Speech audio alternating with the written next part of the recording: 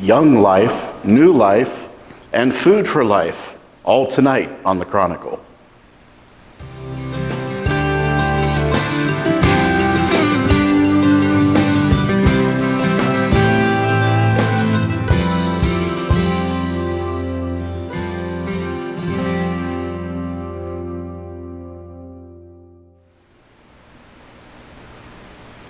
Good evening and welcome to the Chronicle for the 27th of March, 2021. Tonight, it's up first in the spotlight is Mike Ambuske from Butler Young Life.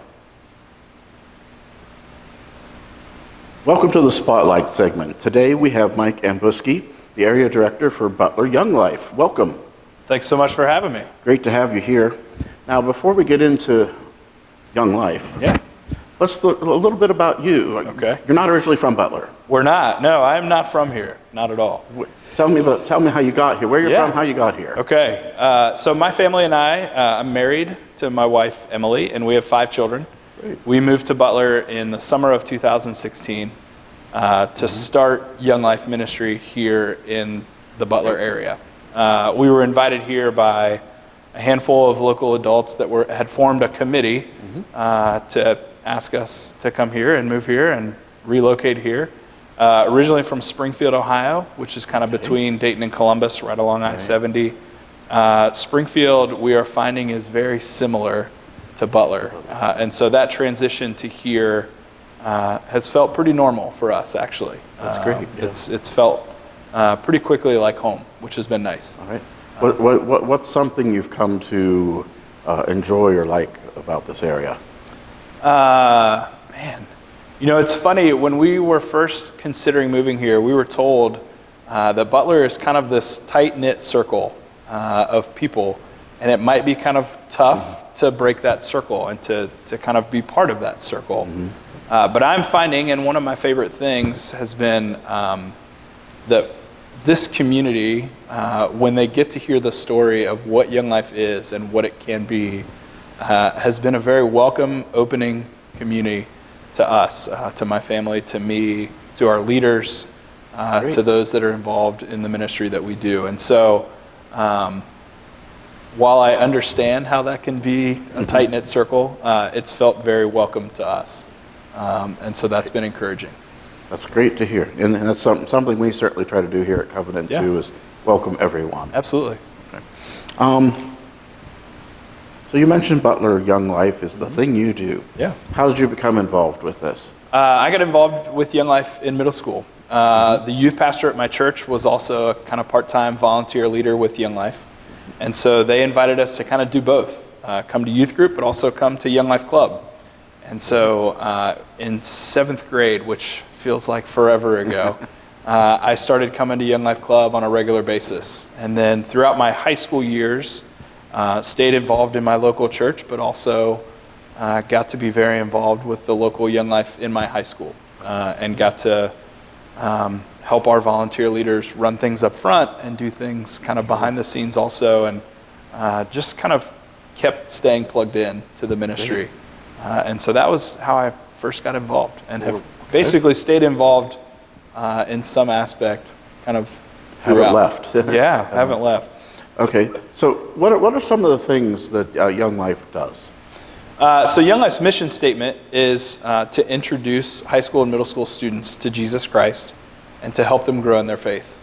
And so a big piece of what we do, what I do, what my volunteer leaders do, is spend a ton of time with high school and middle school students wherever we can. Obviously, during COVID, that's looked very different. But some of the things that we do the best is we try to be on their campus as much as we can in whatever capacity we can and whatever we're allowed to be. So we go to a lot of sporting events. We coach sports. We substitute teach. We spend a ton of time taking kids out for coffee or taking them out to dinner at Eaton Park just to get to know them and to continue to build that relationship and friendship with them, in the hopes that we get to share the gospel with them. Right, okay. Yeah. You have some sort of a club. We do, yeah. Okay, let's hear a little bit about that. Yeah, so one of the things that Young Life does best is Young Life Club. It's our outreach piece. It's the piece where we call it a party with a purpose. And it's a loud, kind of excited event where we hopefully break down walls with kids, the walls that they put up that, that let them think that following Christ is boring and following Christ is not as exciting as it is. And so we do this loud, outrageous event, crazy music, messy, silly, funny, where we just let kids have good, clean fun. And then at the end, myself or one of my volunteers will stand up and share a little bit about ourselves, but also we'll share a story from the gospel. And so if a kid comes to club every week for an entire semester, they're going to hear the entire gospel proclamation. And they're going to get the opportunity to kind of consider, what would it look like to follow Christ with your life? And to live out that John 10:10 verse of living life to the full. Right. So, do you find it, as we do in the individual churches, it's harder to get people involved these days? It is. So I would say for a typical high school or middle school student, they're involved in a lot of things, whether that's extracurriculars or even just the day-to-day kind of homework, academics that takes place. And so scheduling things has been kind of rough, and especially during COVID, we've done a little bit less than we would hope to do in a typical year. But yeah, kids are busy and they at times are overscheduled. But we also know that there's a couple thousand high school students here in Butler. And so for us, it's just the challenge of let's find the kids that are available and let's find the kids that are teachable and that want to be around. And let's chase after them. Yeah. And let's see if we can build a relationship with them in the hopes that we build it to a point where other kids will get to hear the gospel because. Okay. How receptive, like once you find the people that are available, how receptive do you feel they are to the message that you have? I feel like right now, and especially over the last 12 months, kids feel a deeper sense of hopelessness. They feel a deeper sense of isolation and loneliness. And so for us, the gospel message has always had impact, but maybe even more so now in the last 12 months. And so I would say right now, middle school and high school kids are yearning to hear messages of hope, messages of love and acceptance, more so than maybe ever before. And so while there's always going to be challenges, it feels like now is really a great opportunity to kind of share that message. Sure, with all the separation we've had, absolutely. Yeah. Let's switch age groups here. Let's talk adults. Yeah. How can they help you? Yeah. How do they get involved? We need adults to get involved. So I get to be the staff person here in the local area. For us to be a fully functioning, fully healthy, long, sustainable area, we need adults to get involved. There are several pieces of the ministry that we need help with. We need help with looking at finances. We need help with event planning. We need help with taking care of our volunteer college-age leaders. Right. We need adults that would consider showing up in the lives of kids. And so there's a lot of different pieces that we can really use. You know, if you're a person that's considering, gosh, this seems like a way to get involved, but I don't know if my skill set or my spiritual gifts match, I guarantee you there's a spot where we can say, what if you tried this, and what if you used your giftedness in this place?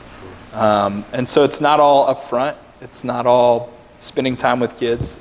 We need adults that care for kids, but care for them on behind the scenes also. So there's always the administrative side, or absolutely, behind the scenes, writing thank things yous, ready, making food for some of our campaigner meetings or whatever, hosting things. So there's a ton of opportunity, and really right now that's one of our big pushes is we've got to get more adults involved because there's a huge need, and we can do so much with these kids, but we need adults to kind of be there with us, praying for us.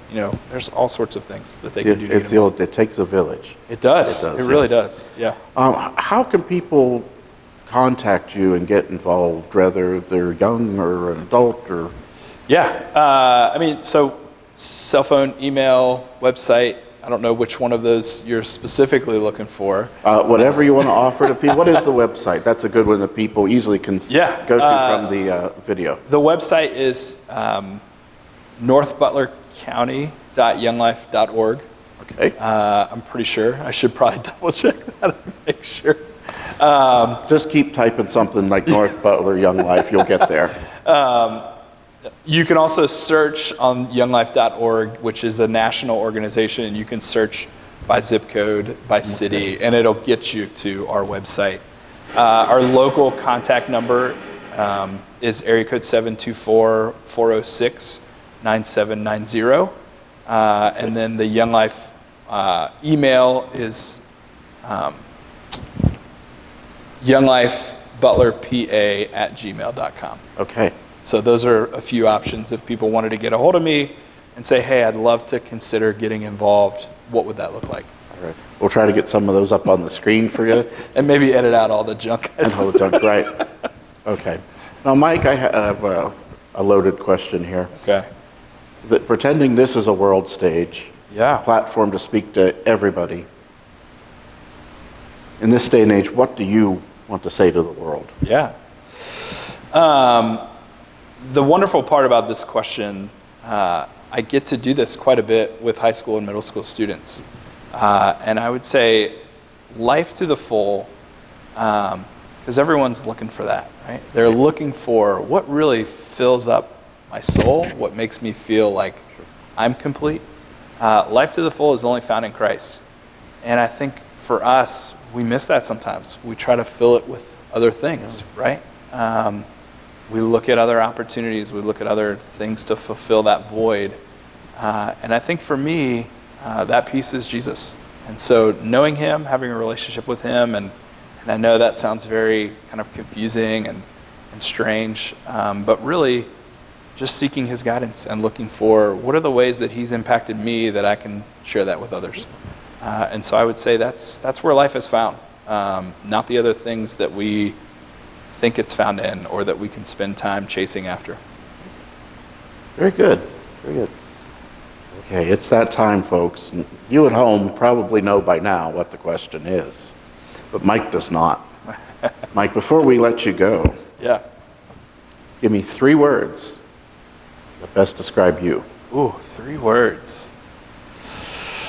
Oh, man, that's tough. I would say, wow, that's good. I like that question. I would say goofy. I would say faithful. And I would say, I'm trying to think of the word that I'm looking for. Present. Just available, I guess. That's a good word. Not like a gift present, but more like just, You're there for people. I like to be. Yes. Yeah, I like to think that I am. Hopefully that's true. All right. Excellent. Some good words. Just a little something to get to know you better. Yeah. Mike Ambuske, Area Director for Butler Young Life. We'll be back after this with Nancy Rice and Annunciation. Remember this? Remember Seekers class? Remember us? Remember food and fellowship?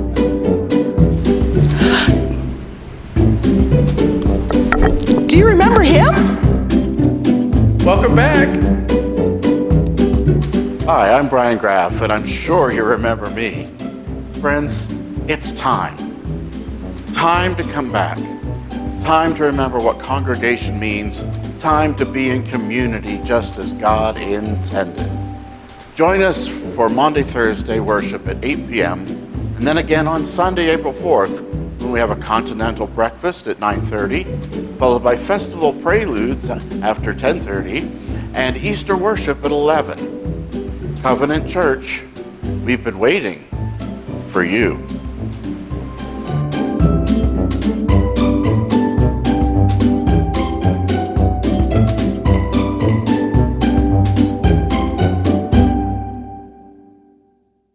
And now we check in with Nancy Rice from our education department and hear about a day that you might not know about. Hello, Nancy Rice here to talk to you about Annunciation Day. What I'm telling you today is based on an article by Scott Szabo that appeared in the latest issue of Presbyterians Today. And I would like to tell you what Annunciation Day is, why it is important, and some different ways that you can observe this special day. So happens that we are filming this on March 25th, which is actually Annunciation Day. That means there are 9 months to the day until Christmas. And it also means that today is the day that Mary received a visit from the angel Gabriel to tell her that she was chosen to bear God into the world to us. Now, as we know, babies don't always appear on the exact day that they are supposed to. So whenever you are viewing this, it's close enough that you can observe Annunciation Day. It is important because it set an event, the motions that lead to the cross, resurrection, and our salvation. It all began with the angel visiting Mary so many years ago. And it's the first news that we have that God will be coming to earth in the form of a baby, which will be his son. And it's important because Mary is just a humble young maiden. She was not among the rich and famous. She was just an ordinary young girl. So God doesn't choose the high and the mighty for his projects. No matter what our station in life, we are important to God. And it's also important because God can see the heart, and God knew that Mary would say yes. Even though this was going to entail some difficulty, her yes to God made possible our salvation. It changed the whole world, beginning with this day when the angel visited her. Now notice the time of year when Annunciation Day takes place. It is close to the vernal equinox, about the time when the periods of day and night are approximately equal. But we are growing steadily toward longer days. Each day there's a little bit more light in the sky, and it reminds us that the light of the world was growing steadily in Mary's womb before he came to earth. And it's also during the period that the church observes Lent. Now, Lent is usually a somber, serious time, and this day of celebration gives us a little break from Lent to be thankful and to rejoice.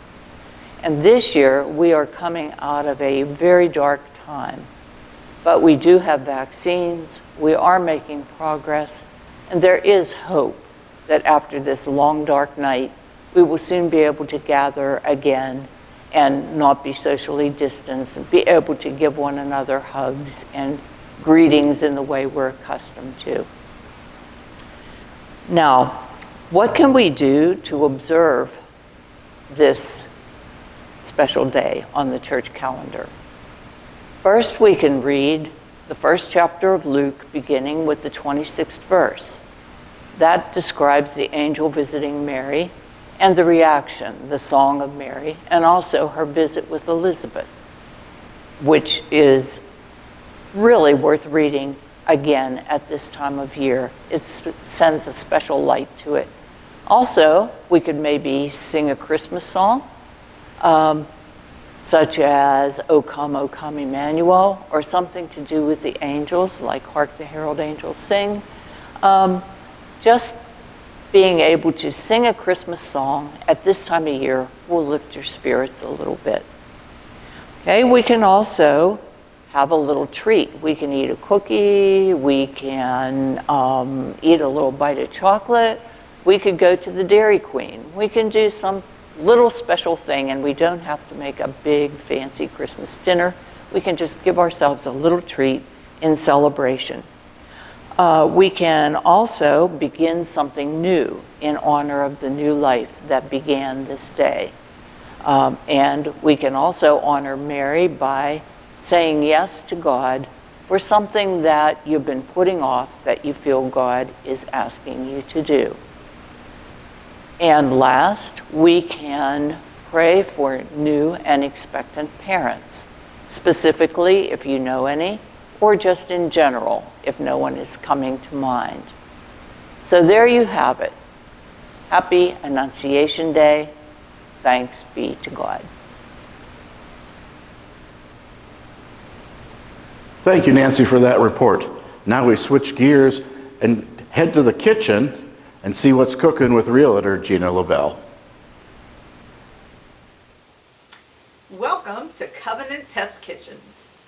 This isn't really a test kitchen, but since I've never cooked in here before, this is actually kind of a test.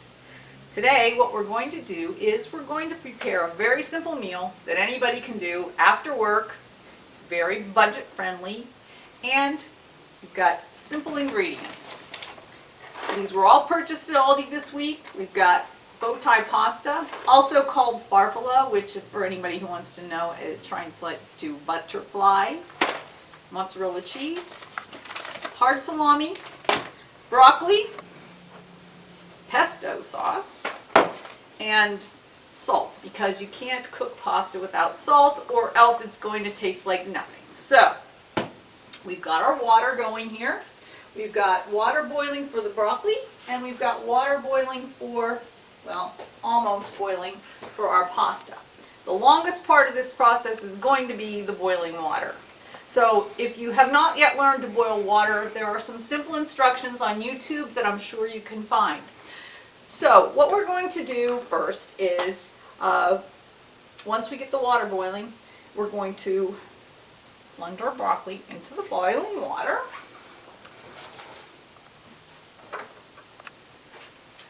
Now, most people don't like vegetables, and there are a lot of, I won't say most people, some people don't like vegetables. And part of the problem is that they haven't eaten them the right way. Vegetables don't need to be cooked until they're mush or some kind of color that you can't identify. Vegetables need to be cooked until they're sort of tender crisp. That way they provide the most nutrients and the best flavor. So this broccoli, as you can see I had chopped it up, is going to cook about maybe 3 minutes or so. You can make it into bigger pieces, or you can cut it up smaller.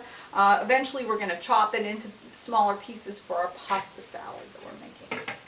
So one of the other things that's a quick time saver is, if you want, and you don't mind your pasta tasting a little bit more like broccoli, you can actually throw it in for about the last 3 to 5 minutes of with the pasta, so that it's all done at the same time. So this is a 12-ounce box of pasta, which is probably a little bit more than you need for a family of 4. So we're going to use about 2/3 of it. Our pasta water is ready. So we're going to drop this in. One of the beauties of cooking as opposed to baking is you don't really need to measure things, which I like because that saves time and utensils. So give it a quick stir. We're going to start our timer for 10 minutes. And while that pasta is cooking, we're going to prepare the other ingredients. So I cooked the broccoli, and you can see, maybe you can see with a knife, it's just tender, but it's still nice and green. So we're just going to chop this up a little bit more fine than it is, because you don't want to have big chunks of it in your pasta salad. You want it to spread pretty evenly through there.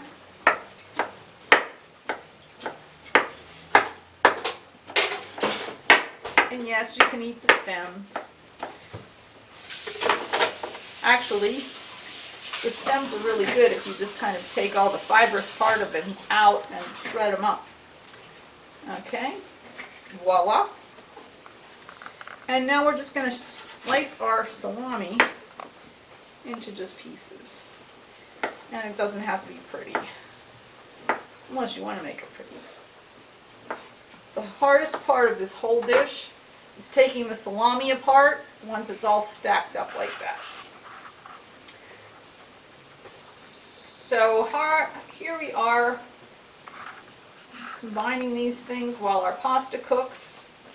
You can either clean up your dishes, which is what I try to do whenever something's being timed and I kind of have to cool my heels for a little bit. So I like a clean kitchen. I like working in a clean kitchen. It gives me a sense of order, and it also helps to speed things up when dinner's done. So you only have to really clean the table off. Most of the prep dishes are already cleaned, and then you can go and do whatever you do in the evenings. While we're waiting for our pasta to cook, I thought I'd fill you in a little bit on some of the history of Covenant Food Ministries. At one point in time when we did have the food pantry, we were allowing people to shop in our little store downstairs. But since we've been not able to do that anymore, this past year we took the money that we had for food ministries and we provided community with approximately $40,000 in donations so that they could provide their own food ministries. Also, we are thinking about partnering with some other places in Butler to do more things like this, provide not only food but some instruction. One of the things that you'll find about cooking, if you dare, is that it's a gift that you give people that you love. When we have our fellowship times here on Sunday, we share it with our congregation, and it's a good time of eating and enjoying each other's company. And I've always said that communion is not only at the communion table in church, but it's every time that you sit down to a meal with people that you love. So I'm hoping that this will inspire you to at least once in a while, instead of going to McDonald's, which we just kind of calculated out for a family of 4, it's probably about $28. But today, I'm going to show you, before we're done here, what my charges were adding up to for this particular meal that I'm providing. And it's actually a little bit less than the $11.39 because I only used about half the broccoli, a little bit more than half the box of pasta, so those things can be recycled. So probably for about $10, you can feed a family of 4 in the evening in probably less than 20 minutes. All right, our pasta is done, and we've drained it, and we're putting the hot pasta in here because we want the cheese to melt on it, so it gets all gooey in there too. Now I'm going to put about maybe a little bit more than half of this container of pesto in here. It's really to taste, there's no exact amount. But one of the things that I'll show you is kind of a nice trick, not only to extend it out a little bit, but also to incorporate a lot of the flavor. You take a little bit of the pasta water and throw it back in here. So, I don't know if you can see that or not. And then throw some of our cheese in. I'm going to say maybe half the bag of mozzarella. And it doesn't have to be mozzarella, but that just goes well with salami. And also, if you wanted a little bit more color, or if you wanted to put a little bit more vegetable in here, this also would be great with chopped up tomatoes in it. My husband doesn't like tomatoes raw, so we don't do that at our house. But here we go. And there is our dinner. Bon appetit!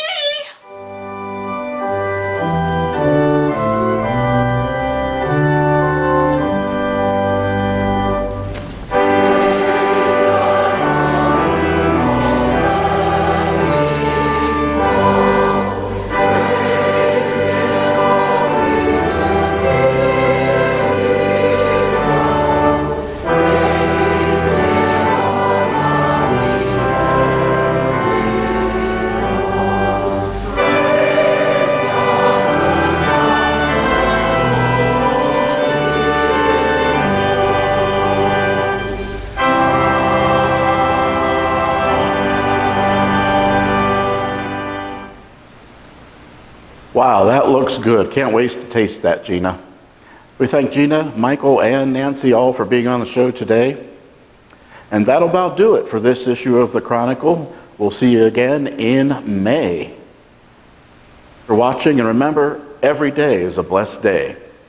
Good night, folks.